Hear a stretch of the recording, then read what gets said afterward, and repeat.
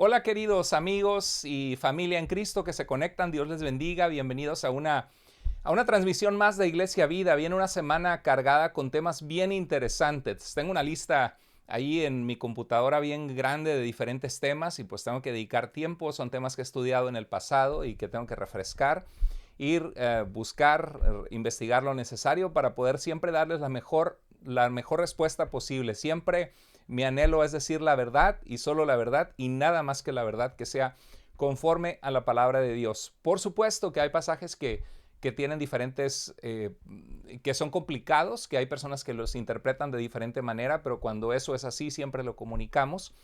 Y hoy quiero hablar de un tema que tiene que ver con la serie de mensajes que estoy presentando a ustedes y a la iglesia. Cada domingo estamos viendo el libro de Primera de Reyes, un libro con muchísima riqueza. ¿Qué tal? Espero que hayan sido de mucha bendición los mensajes para ustedes. Si tienen algún comentario de cómo les ha ayudado, por favor compártanlo aquí en la comunidad de Facebook o en YouTube para que pueda ser de bendición a la gente que lo ve y pueda saber de lo que se están perdiendo. Les invito a que sigamos animando a personas a conectarse domingo a domingo, también en los grupos de vida, que es súper importante. La vida cristiana, Dios la diseñó para ser vivida en comunidad, para orar unos por otros, para poder animarnos, para poder tenernos en oración y poder descubrir juntos las verdades de la palabra de Dios aplicándola a nuestras vidas. Y les animo a que sigamos invitando personas a conectarse al canal de Tu Iglesia Vida en YouTube y en Facebook, seguir la página, porque son temas muy importantes en estos tiempos en que vivimos, donde hay tanta falsedad, tanta falsa doctrina. Y entiendo que se necesita ese balance entre animar a la iglesia, en que a veces necesitamos ser confortados, consolados en medio de las tribulaciones, pero también necesitamos una escuela de entrenamiento donde conozcamos la palabra de Dios y podamos discernir el error para no caer en él, para ayudar a otros a no caer en el error, porque el error siempre lastima. Y siempre mi propósito con las enseñanzas que traigo son motivadas precisamente por eso, por el amor a la gente y el amor a Dios. Bueno, vamos a entrar en el tema de este día. Vamos a entrar y la pregunta que tenemos para este día es: ¿apoya la Biblia la poligamia? ¿Qué es la poligamia? Poli significa muchos, la poligamia es el tener muchas esposas. Y esto lo digo porque acabamos de ver que Salomón llegó a tener 700 esposas y 300 concubinas, algo que nos hace desfallecer y decir cómo es posible esto. En el mensaje pasado hablamos la necesidad de perseverar y de saber que la Biblia nos habla en contra de la apostasía, que hay personas que naufragan en cuanto a la fe, que abandonan la fe. Y Salomón tristemente fue una de las historias más tristes de la Biblia. Y la pregunta sobre todo que más nos conmueve es en cuanto al rey David, porque vemos que David tuvo varios hijos de algunas esposas y todos nosotros tenemos en nuestra mente el concepto de que David fue un hombre conforme al corazón de Dios. ¿Cuántos de ustedes han escuchado esto de que David fue un hombre conforme al corazón de Dios? Lo hemos escuchado en muchísimas predicaciones. Si tenemos tiempo de ser cristianos, lo hemos escuchado muchas veces. Nos acordamos de aquel jovencito que con una honda venció al gigante Goliat y que escribió tantos salmos que son de bendición para nuestras vidas, y de repente encontramos el pecado con Betsabé, encontramos que tuvo algunas esposas, y eso es algo que nos causa shock, nos deja, nos pensamos, bueno, ¿qué está pasando aquí? Bueno, hay que entender en primer lugar que la Biblia no es un manual de un solo libro, sino son 66 libros. La Biblia quisiéramos que la abriéramos y dijéramos: número uno, yo soy Dios. Número dos, yo te creé para que tú me conozcas. Número tres, todo lo que puedas buscar y esperar en esta vida lo vas a encontrar en mí, que soy tu hacedor. Número 4, si tienes problemas de soledad, vete a la página 65. Número 5, si tienes problemas matrimoniales, vete a la página 108. Pero la Biblia no funciona de esa manera. La Biblia tiene diferentes géneros literarios. Tiene ley, la ley de Moisés, tiene poesía, tiene profecías, tiene cartas que fueron escritas a iglesias o a personas, tiene los evangelios, tiene el género literario apocalíptico, y cada uno de ellos tiene una manera peculiar en que debe ser interpretada. Por ejemplo, las cartas surgieron de una circunstancia específica y tenemos que descubrir qué es lo que llevó a Pablo a escribir la carta a los Filipenses o la carta a los Efesios. Entonces, hay que entender que en la Biblia tenemos muchos tipos de géneros literarios y que cuando Dios menciona los pecados de hombres de Dios, no es porque Dios está aplaudiendo o aprobando ese pecado, sino que es una narrativa histórica. Sencillamente nos dice qué sucedió. No significa que Dios aprobó lo que sucedió. Entonces eso es muy importante considerarlo. Bueno, vayamos a primero, la primera pregunta. ¿Apoya la Biblia la poligamia? Bueno, ¿por qué digo esto? Por ejemplo, abrimos las Biblias, queremos escuchar la voz de Dios. Por cierto, si eres nuevo en la fe, te recomiendo comenzar por el Nuevo Testamento o comenzar por el libro de Santiago, que es muy práctico en cuanto a la vida cristiana, o el libro de Proverbios, que tiene sabiduría, el Evangelio de Juan, quizá, la carta de Filipenses. Pero si comienzas desde Génesis, te vas a rascar la cabeza y va a haber varios pasajes que no vas a comprender o que vas a decir, ¿por qué está pasando? Espérate, ¿por qué está esto aquí en la Biblia? Bueno, apenas comienza uno a leer Génesis y llegas a Génesis 4:19 y dice, Lamec tuvo dos mujeres, una de ellas se llamaba Ada y la otra Sila. Y dices, órale, vemos aquí un hombre con dos mujeres que se supone que Dios apoya la monogamia, el estar en un matrimonio fiel. ¿Qué es lo que está pasando? Bueno, obviamente Dios no está diciendo que lo aprueba, solamente está narrando lo que sucedió, por supuesto, inclusive antes del diluvio, donde el corazón del hombre era continuamente al mal. Y luego vamos a Primera de Samuel, una historia muy conocida, la madre de Samuel, que dice, en la sierra de Efraín había un hombre llamado Elcana que tenía dos esposas. Y otra vez nos quedamos, órale, dos esposas. Y va a contar la historia de Ana y de Penina, de que Ana era estéril y clamaba a Dios por un hijo, y pues Dios le dio a Samuel. Pero son pasajes que se los queremos contar a nuestros hijos en una historia en la noche y decimos, yo creo que esta parte me la salto, no le voy a leer a mis hijos esta parte. Y luego vemos que Abraham, por ejemplo, Abraham fue el padre de la fe y tuvo solo una esposa. Eso es indiscutible. Tuvo a Sara, pero lo que sucedió fue que cuando Sara y Abraham no podían tener hijos ante la infertilidad y que estaban haciéndose ancianos, Sara le dijo a Abraham, ¿sabes qué? ¿Por qué no duermes con nuestra sierva, con Agar? Te la doy para que podamos tener descendencia y procrearla. Y en ese entonces la esclavitud es otro tema que vamos a hablar en otro momento, pero la servidumbre tenía que ver que a veces se compraba, se pagaba, porque había una deuda que no se podía pagar o en la guerra, y generalmente venían a formar parte de la familia, comían en la casa, hacían quehaceres. Bueno, le dio a Agar como su sierva y de ahí nació Ismael. Y bueno, eso lo metió en problemas a Abraham porque él quiso ayudar a Dios, no se esperó al hijo de la promesa Isaac que iban a ser de su propia esposa. Pero solamente tuvo una esposa, pero fue pues una falla de Abraham. Y obviamente que lo que motivó a Abraham no fue la lascivia o el deseo sexual, sino fue una decisión puramente con el deseo de tener descendencia. Y luego vemos a Jacob. Isaac solamente tuvo una esposa, Abraham tuvo Isaac a Jacob. Vemos a Jacob en Génesis 29 que se enamora de Raquel y va con su tío Labán y le dice, yo quiero casarme con ella, te pido su mano. Le dice, bueno, si trabajas para mí 7 años te la doy. Y él trabajó arduamente 7 años pensando, Raquel, Raquel, Raquel, el amor de mi vida. Y cuando llega la boda, como era de noche, no había luz eléctrica en ese entonces, a la cámara nupcial, duerme con ella y se da cuenta que no es Raquel, sino es la hermana mayor Lea, que no querían que se quedara soltera porque era la mayor. Entonces Labán le puso una trampa y fue con su suegro. Le dijo, por favor, yo la que quería era a Raquel. Dijo, bueno, trabájame otros 7 años. Y trabajó 7 años y se casó con Lea y después con Raquel. Y llegó un punto que Lea le dio a su sierva Silpa y Raquel le dio a Bila. Y ahí nacieron las 12 tribus de Israel. Así es como nace Israel. ¿Pero por qué sucede esto? Bueno, ahorita vamos a ver. David, en la Biblia se menciona en el libro de Crónicas alrededor de 6 mujeres diferentes, y Salomón se mencionan 1000 mujeres, 700 mujeres y 300 concubinas. Bueno, ¿aprueba Dios la Biblia la poligamia? ¿Alguna vez te lo preguntaste? Bueno, lo vamos a responder. ¿Por qué es que en la antigüedad algunos tuvieron varias esposas? Bueno, en primer lugar, en la antigüedad la mujer no podía estudiar, no podía trabajar y que se le pagara dinero. La mujer tenía la labor de casarse, de criar a sus hijos. Había una tasa de mortandad muy alta. ¿Te has puesto a pensar cuántas veces tú y yo nos hemos quizá cortado con algún metal o infectado una herida y nos ponemos algún desinfectante que inmediatamente mata las bacterias, o si es necesario nos ponemos penicilina, un antibiótico. Pero en la antigüedad no había esto. Mucha gente moría y no había el avance médico que hay el día de hoy.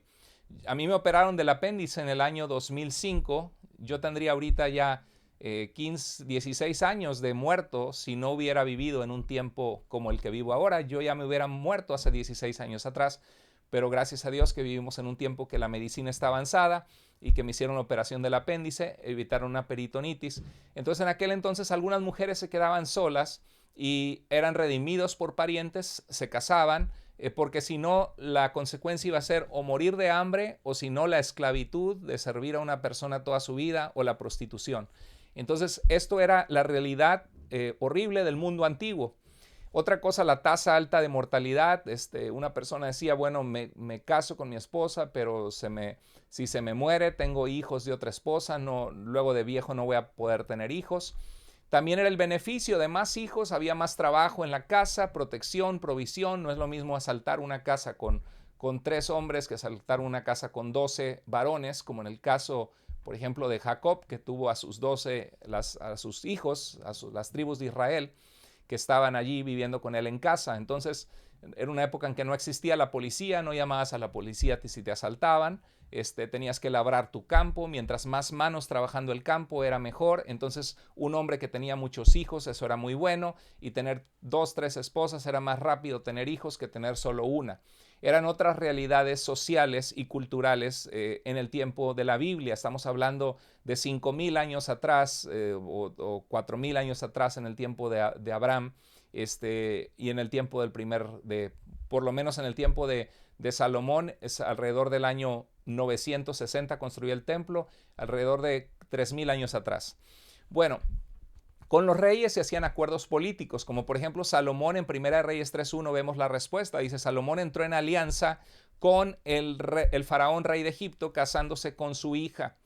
Entonces, ¿por qué se casó Faraón? Para entrar en una alianza política. Era una razón de conveniencia para la nación, que al casarse con la hija del rey de Egipto, el faraón no lo iba a atacar, estaban ya emparentados, podían comprar diferentes granos de Egipto, por ejemplo, intercambio comercial. Tenía razones comerciales, políticas, y eso es lo que hizo Salomón, y por eso se empezó a casar con otras mujeres. Por eso es que empezó a expandir mucho su reino. Y otro, pues la Biblia dice que Salomón tuvo amoríos con varias mujeres, con mujeres amonitas, edomitas, sidonias. Entonces también eso de amoríos era porque ya una vez que Salomón entró en este estilo de vida, de alguna manera se pervirtió su corazón, como dice la Escritura, y tuvo el deseo. Y esa es la batalla de cada hombre, ¿sabes? Si tú eres un hombre, si tú eres una mujer, es muy importante que le digas a tu esposo la importancia de que él se conecte contigo emocionalmente, porque generalmente la mujer, para responder en la intimidad al esposo, tiene que sentirse amada, valorada, protegida, cuidada. Y también es muy importante que tú como hombre le expliques a tu esposa que es parte de la manera que tú te conectas con ella emocionalmente. Pero lo cierto es que Dios a los hombres nos hizo visuales. A la mujer responde más al tacto, al amor, a las caricias. Y el hombre responde mucho a lo visual. Por eso es importante que como mujer te arregles para tu esposo. Pero eso es algo que es de los dos lados, ¿no? Los dos lados tienen que cuidarse y amarse y tienen el mismo valor ante Dios. Pero el deseo es algo que ha traicionado a muchos que han caído en el pecado, y el pecado sexual es un pecado muy vergonzoso, muy doloroso, que destruye relaciones, destruye familias, y tenemos que cuidar el corazón. Salomón cayó en esto, el deseo.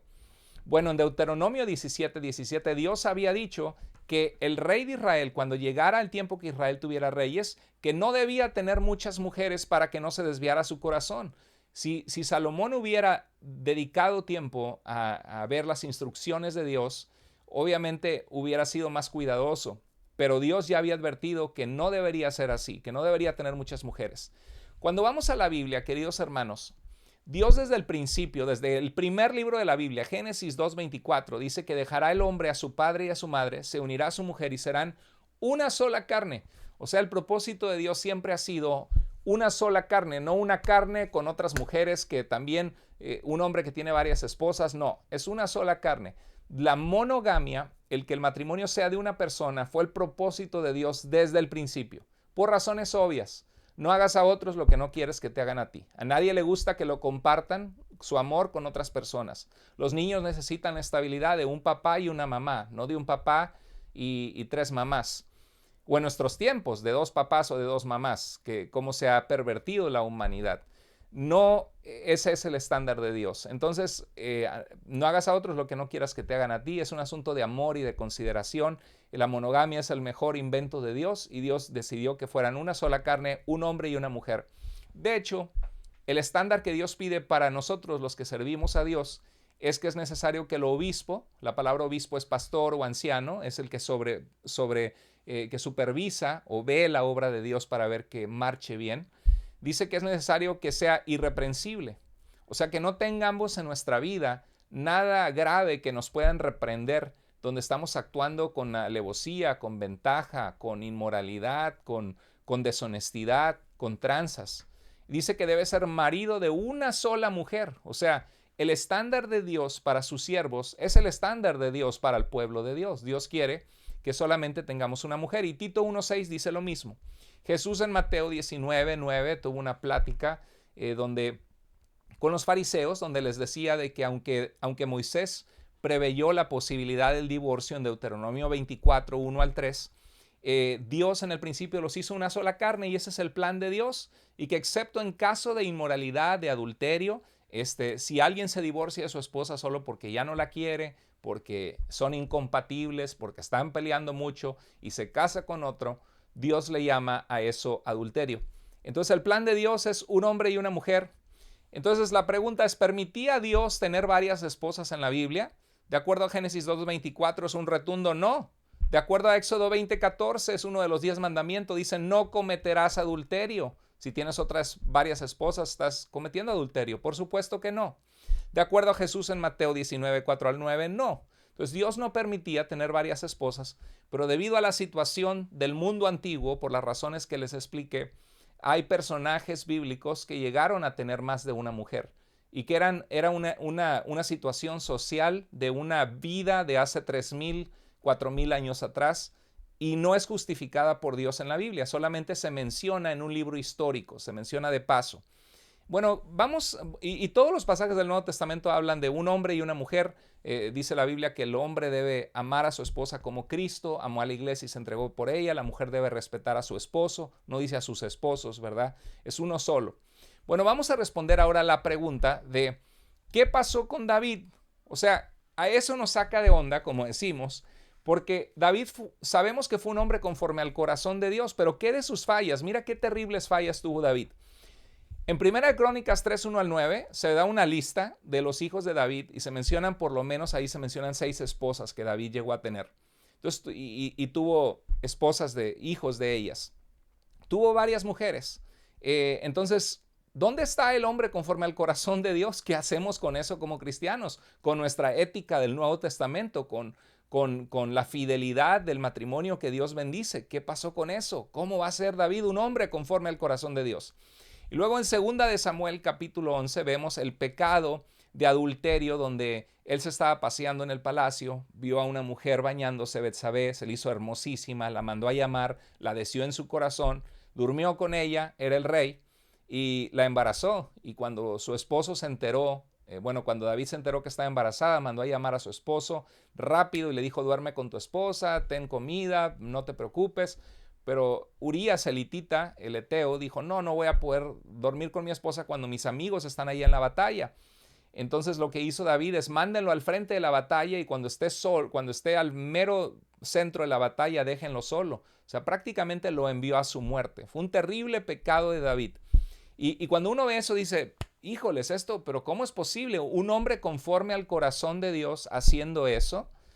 Y vemos que fracasó como padre. En Primera de Reyes 1.6 vemos que nunca corrigió a su hijo Adonías, permitió la violación de no la permitió, sino que se enteró de la violación de una de sus hijas que por un medio hermano y que se llamaba Amnón, y Amnón fue vengado por Absalón, que fue y lo mató. La espada no se apartó de la casa de David por culpa de esto.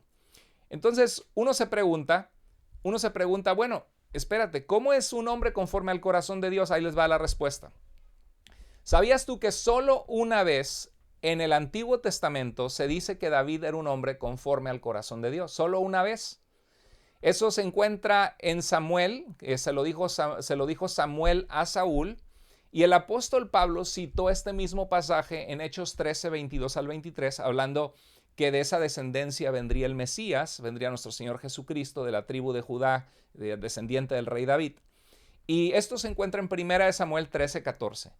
Va Samuel con Saúl y le dice a Saúl, ahora tu reino, porque tú no te esperaste a que yo presentara el sacrificio y porque estás pecando contra Dios y para Dios es más importante la obediencia que el sacrificio, ahora tu reino, Saúl, no será duradero. El Señor se ha buscado un hombre conforme a su corazón. En la Nueva Versión Internacional dice un hombre de su agrado. ¿Qué significa un hombre conforme al corazón de Dios? Un hombre que le agrada a Dios su manera de vivir. Entonces, en toda la Biblia, solo una vez se dice que David era un hombre conforme al corazón de Dios. ¿Sabes cuándo se dijo eso? ¿Cuándo dijo esto el profeta Samuel? ¿Cuándo dijo que David era un hombre conforme al corazón de Dios? Bueno, antes de ser rey, cuando era solo un muchacho. Dígame si eso no nos ayuda a nosotros como cristianos, porque sí causa un choque en nuestro corazón de decir, pero ¿cómo David fue un hombre conforme a su corazón? Y nos enteramos de todos estos pecados que durante su reinado de 40 años llegó a fallarle a Dios. Bueno, ahí está la explicación. Que cuando Dios dijo esto a Saúl por medio del profeta Samuel, que se iba a buscar Dios un hombre conforme a su agrado o su corazón, era cuando David era un muchachito puro, limpio, que no había cometido ninguno de estos pecados. Eso ayuda bastante, ¿verdad que sí? Déjanos tus comentarios aquí si esto es de ayuda. Fíjate, en Primera de Reyes 4, 7 al 8 hay un pasaje también, otra segunda ocasión, donde Dios reclama a Jeroboam, la historia que vamos a ver el domingo que viene en la iglesia. Va a ser una predicación muy bonita, no te la pierdas. Jeroboam fue uno de los hombres más necios, más tontos de la Biblia. Y el domingo que viene vamos a ver un mensaje que se llama Consejos para no ser un necio. ¿Cuántos de ustedes quieren escucharlo? Consejos para no ser un necio. No te lo pierdas la siguiente semana. Pero en el caso de Jeroboam, pues se construyó ídolos, se apartó de Dios. Y Dios le reclama por medio de un profeta y le dice, tú no has sido como David mi siervo, que guardó mis mandamientos y anduvo en pos de mí con todo su corazón, haciendo solamente lo recto delante de mis ojos. Y ahí nos quedamos, espérate, pero ¿cómo que solamente lo recto si cayó en este pecado y en este otro? Bueno, David cuando pecó se arrepintió contra Dios, le costó lágrimas, hubo grandes consecuencias a sus pecados. El pecado nunca se queda así como está, siempre nos va a lastimar a nosotros y a otros. Y el contexto es la idolatría ante la que Jeroboam había caído en idolatría. Ese es el contexto de este mensaje. Pero bueno, una sola vez se menciona que David era un hombre conforme al corazón de Dios antes de que cayera en estos pecados que la Biblia menciona. ¿Sabes qué es lo maravilloso de esto? Que David podría haber mandado a tapar esos pecados. Y es que si la Biblia fuera un libro humano controlado por el hombre, diría, quiten eso de David, no digan los pecados de los hombres de Dios. Cállense. ¿Por qué? Porque queremos controlar a la población con la religión. No, en la Biblia vemos... A Dios le llama al pecado, pecado. El que falló, falló. Y la Biblia lo dice. Y la Biblia no oculta esas cosas. El único héroe de la Biblia es Dios mismo. Es muy importante recordar, porque ha habido pastores que han caído en pecado. Y es algo tristísimo que la gente mal aplica la escritura. Porque dice, bueno, David también cayó. Y el pastor cayó en adulterio, pues por eso está otra vez predicando. No, espérate. La Biblia dice que el siervo de Dios debe ser marido de una sola mujer. Debe ser irreprochable. Si llegamos a caer en una de esas faltas, eso nos descalifica de servir a Dios. Por lo menos nos descalifica por más de un año de tener un tiempo de consejería y de rendición de cuentas y de verdad primero ordenar tu vida. Yo creo que eso toma por lo menos, yo diría unos 3 años, y si de verdad Dios te vuelve a usar y a perdonar, pero es muy importante cuidar eso. David, entender que David no fue un profeta, David no fue un pastor de los hombres, no fue un siervo de Dios en ese aspecto, sino fue un rey, un líder político, claramente usado por Dios, pero fue un líder político, no era un líder espiritual. Y Dios pide que sus siervos sean irreprochables, no perfectos, pero sí irreprochables. ¿Cuáles son las cualidades de David que probablemente reflejan lo que Dios vio en él? Bueno, fíjate qué hermoso. David era un adorador. Hay 73 salmos en la Biblia, desde antes de que él fuera rey y se casara y cometiera este tipo de errores y pecados. Él ya estaba componiendo salmos. Él le tocaba el arpa a David y lo tranquilizaba. David fue un adorador, tenía un corazón de profunda adoración a Dios. Por eso, con razón, era un hombre conforme al corazón de Dios. Dios se agrada cuando tú y yo le adoramos, cuando tú y yo le exaltamos, cuando tú y yo le reconocemos en nuestra vida. Otra cosa de David es que era compasivo y era un hombre responsable. Dice la Biblia que cuando se iba a enfrentar a Goliat le dijo a Saúl: yo defendía las ovejas de mi padre, y si venía un oso o un león, salvaba a las ovejas. Era un hombre responsable que arriesgaba su vida por las ovejas. A Dios le gusta un hombre o una mujer valiente para Dios, que le importan la vida de las personas. Era valiente y lleno de fe en Dios, enfrentó un gigante. ¿Quién hace eso? ¿Quién de todo en el ejército de Israel dijo, Dios te va a entregar hoy en mi mano? ¿Quién es ese incircunciso filisteo que provoca a los escuadrones, a los ejércitos del Dios vivo? Ves una pasión tremenda en David, que con razón era un hombre conforme al corazón de Dios antes de su caída, antes de todos sus pecados. Ahora, cuando pecó, se arrepintió sincera y profundamente. Tú puedes ver su arrepentimiento en el Salmo 51. Contra ti, Señor, contra ti solo he pecado. Y muchas veces decía que empapaba su cama con sus lágrimas. Era un hombre que se arrepintió de verdad de esa falla delante de Dios, a diferencia de otros que pecan y descaradamente pecan y se olvidan. Otra cosa con David que vemos es que no mató al profeta Natán cuando Natán le dijo: este hombre que has pecado eres tú, David. Natán lo confrontó de una forma súper fuerte, y si él hubiera sido un rey que quería tapar su pecado, le hubiera mandado cortar la cabeza a Natán, pero no, lo que hizo es que se humilló, reconoció que había fallado. Prefirió morir a su hijo Absalón. Cuando su hijo Absalón fue muerto en la rebelión que querían matar al mismo David, él lloró y dijo: hijo mío, ojalá hubiera muerto yo y no tú. Siendo que Absalón quería matarlo a él como su padre y desterrarlo del trono y asesinarlo, David lloró y prefería morir él que su hijo. Vemos que Simeí, un descendiente de Saúl, que lo maldijo, que le tiró piedras, uno de sus ayudantes, Abisaí, agarró la espada y dijo: ¿quieres que le corte la cabeza? ¿Cómo te está maldiciendo como rey? Dijo: no, déjalo. O sea, vemos que era un hombre que tenía compasión más allá de lo normal. Reconocía su posición baja ante Dios. Danzó en 2 Samuel 6 ante el arca del pacto cuando venía, y no le importaba, a pesar de que su esposa se avergonzaba de él, de que él estaba danzando ante el arca de Dios. Para él Dios era más importante. Él no decía: yo soy el rey y voy a cuidar mi prestigio. Y a Dios le gustan las personas humildes de corazón, cuando somos humildes en nuestro corazón. No usó el poder David para exaltarse. Perdonó la vida a Saúl, el rey, antes que él, siendo que él ya había sido ungido rey, siendo que ya Dios había desechado a Saúl. Una vez estaba en una cueva a punto de matarlos y lo podía haber matado, pero no lo mató. Dijo: no voy a levantar mi mano contra el ungido del Señor. Estaba hablando contra un rey, porque ese pasaje lo han usado muchos sinvergüenzas que están lastimando la iglesia, siendo hombres deshonestos, tomando la fe como lucro o dañando a las ovejas de la iglesia, y dicen: no levantes la mano contra el ungido de Dios. Hay que tener cuidado, porque si los hechos son pecaminosos y son deshonestos, hay que marcar el pecado y ponerle un límite. Eso es diferente a cuando solo criticamos al pastor porque algo no nos gusta, porque creemos, porque percibimos, porque alguien nos dijo. Es diferente cuando nos consta y vemos el pecado.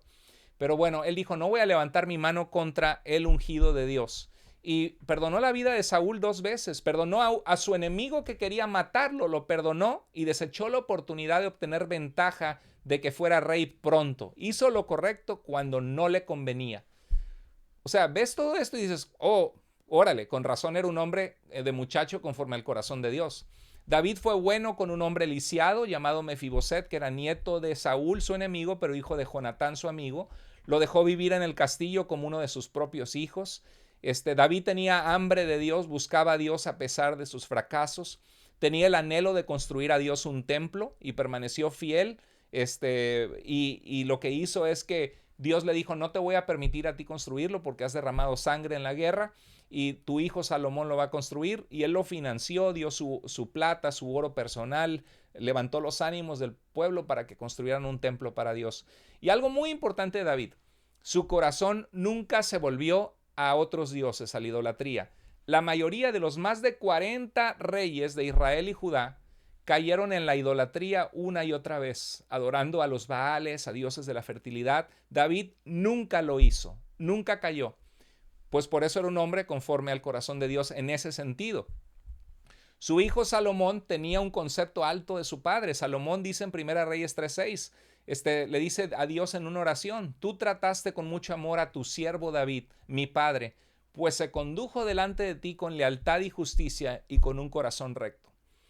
Que tu hijo diga de ti, que te conoce profundamente, que uno de tus hijos diga: mi papá se comportó con una forma justa y con un corazón recto. Órale, es porque de verdad estás viviendo una vida que sí has buscado agradar a Dios. Bueno, hermanos, entonces esta es la respuesta. ¿Permite Dios la poligamia en la Biblia? Por supuesto que no. Lo vimos en muchas partes. ¿Por qué la Biblia dice que David era un hombre conforme al corazón de Dios? Porque Dios lo dijo antes de que cayera en el pecado con Betsabé y antes de que pasara esto con sus esposas. Tenemos que entender que la situación de las esposas era una situación política, donde fueron influenciados por razones prácticas, políticas, militares del mundo antiguo. Y eso no lo justifica aún así. Dios nunca está diciendo que lo aprueba, solamente se menciona de paso, porque son libros históricos. No necesariamente nos están dando doctrina o ejemplos de que tenemos que hacer lo mismo, porque la Biblia claramente muestra que el matrimonio es entre un hombre y una mujer.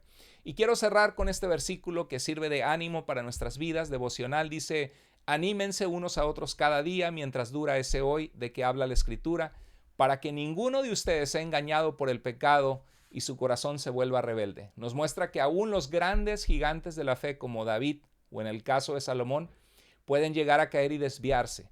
Dice: porque nosotros tenemos parte con Cristo, con tal de que nos mantengamos firmes hasta el fin en la confianza que teníamos al principio. Y el verso 15, dice que nos mantengamos firmes hasta el fin. No solamente es comenzar bien la carrera, sino acabarla bien. Oremos que Dios nos dé un corazón agradable delante de Él para acabar bien la carrera. Y quiero terminar con Hebreos 12, 1 al 2. Dice: despojémonos de todo lo que nos estorba y del pecado que nos asedia, y corramos con paciencia la carrera que tenemos por delante, puestos los ojos en Jesús, el autor y perfeccionador de nuestra fe. No puestos los ojos en David, no puestos los ojos en Moisés, no puestos los ojos en el pastor, no puestos los ojos en ningún gigante de la fe que te inspiren. Sí, hay que dejarnos inspirar, pero hay que saber que el único que es perfecto, recto y justo y que jamás nos va a defraudar es solamente nuestro Dios. Si este video fue de bendición a tu vida, por favor, compártelo con otros para que sea de bendición y de ayuda. Y déjame tus comentarios aquí, de qué manera, qué aprendiste hoy con este video, qué fue de bendición. Y te animo a que puedas seguir invitando a otras personas a conectarse al canal de Tu Iglesia Vida. Muchas gracias, queridos hermanos. Oro que Dios les fortalezca, les bendiga. Y si queremos aprender de estos malos ejemplos y no cometer lo mismo, mantengámonos firmes, tomados de la mano de nuestro Dios, conectados en los grupos de vida esta semana. Si no tienes un grupo de vida, escríbeme a tuiglesiavida.com, pregúntale al pastor, o soy nuevo, hay un botón ahí, pícale al botón y te voy a contestar, responder, y te puedo conectar con un grupo de vida con muchísimo gusto. Y no se olviden de la conferencia matrimonial 13 al 20 de febrero, el matrimonio y los hijos, y va a estar disponible en nuestro canal de Iglesia Vida, y más adelante va a estar disponible también en mi canal de firmesenlaverdad.com. Dios les bendiga, les mando un abrazo, cuídense mucho y nos vemos mañana. Tenemos muchas enseñanzas esta semana, así que no se desconecten. Nos vemos mañana. Dios les bendiga.